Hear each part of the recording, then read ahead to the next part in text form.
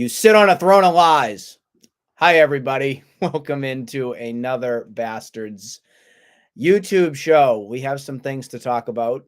Yes, my appearance, of course, but we also have to talk about another trade that was made with Craig Breslow. Excuse me. With Craig Dude, Breslow making a deal with the St. Louis Cardinals to bring Tyler O'Neill to town from Boston. So Brendan's here with his ugly Larry Bird sweater as well to join Buddy here with breaking this down and talking more about what our thoughts are with this whole deal that went down. Brendan, welcome in. Welcome to the North Pole. yeah, so Juan Soto signs with the New York Yankees. Clearly have been good this year. And then the Boston Red Sox are going to make a trade. They're going to go for Tyler O'Neill. He's a right-handed hitter that you need. They might be moving off of Duvall. He's a two-time Gold Glover. I think it was 2020 and 2021. His best year was 2021, I believe. I think he hit like 286. So pretty good pray, pretty good spray and pray, pretty good pop as well. But the big thing was you needed a defensive ad after losing Verdugo. You can't really rely on guys that aren't ready between Abreu and Rafaela, and then Duran has been shaky, and of course Yoshida is shaky in the outfield. So they're banking right now on Tyler O'Neill being an Adam Duvall replacement. They needed the right-handed pop. They're hoping that this can be a Adam Duvall or a Hunter Renfroe 2021 catch lightning in a bottle kind of move here. The thing that scares me about this move, I'm actually, I'm fine with moving on from Verdugo. I thought he was a punk. I thought he wore his welcome out. I'm fine with moving on from that. Yeah, he's going to the Yankees and everything, but he can go get a piece of gum under the subway and stick it in his mouth and eat it and enjoy it, just like I do all the time.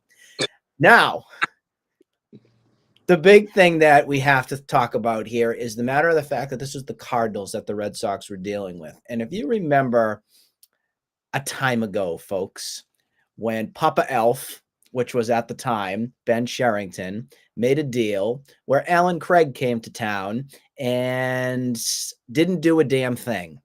This screams to me like a move that could be of an Alan Craig type if it does happen to go wrong.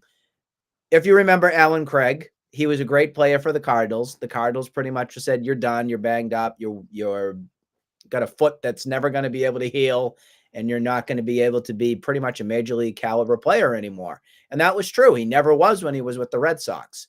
The Cardinals have always had a history of doing their homework when knowing when a player is pretty much worn out their welcome and are done. Small case in points obviously can go to Michael Walker and Scott Rowland, just to name a few off the top of my head that at least went on to have somewhat of a pretty decent continued career. Michael Walker still doing so as of right now.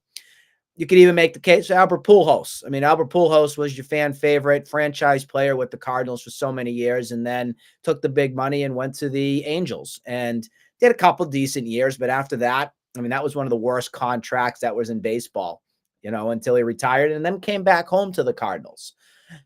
So my point here that I'm trying to proceed with caution on, I think is the best way I can go about this, is with Tyler O'Neill, there is definite upside. If he's healthy and can give you 2020 Gold Glove, 2021, same deal with the Gold Glove, that's a great extra piece to your team.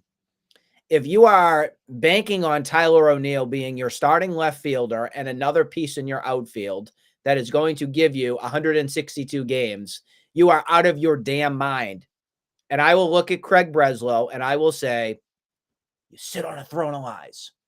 And this is exactly what happened with Adam Duvall. They banked on Adam Duvall to hold up a whole season, and sure, it looked great in the beginning, but man, he got hurt and it all disappeared, all the magic. So really, and Kike Hernandez, their plan was to run him at shortstop the whole season, and that went real good.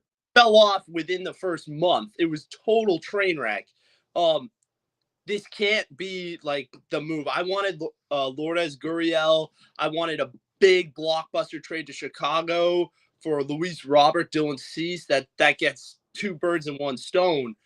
Yep. Right now, I don't give them the benefit of the doubt that they're willing to move for the big move, that they're willing It's to. an actions speak louder than words. Right now, John Henry is a cotton-headed ninny muggins, is what he is. And he just is.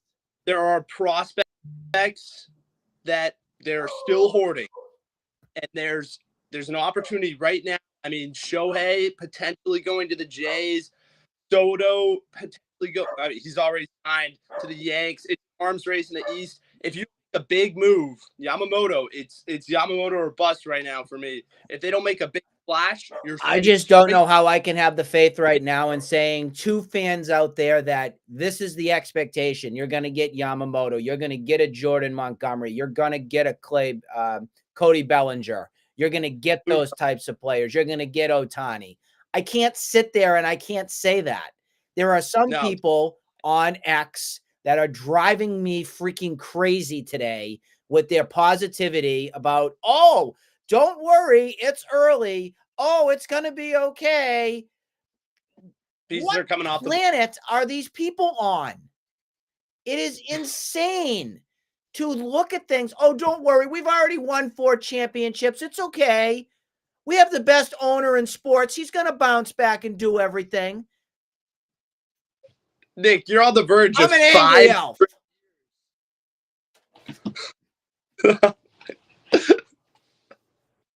It's pathetic. It is pathetic how some people are continuing to proceed with this whole notive that things are going to be okay. We don't want to be doom and gloom here, but we want to be realistic. The Red Sox have not done anything of a splash matter. Oh, it's time. Devers' long-term extension, but that I think still screams desperation. Yeah, I mean, all I can think of is the dog that's sitting in the house burning in flames with a cup of coffee going, this is fine. It's all good. It's all last place is good enough for these people. It's good enough for them.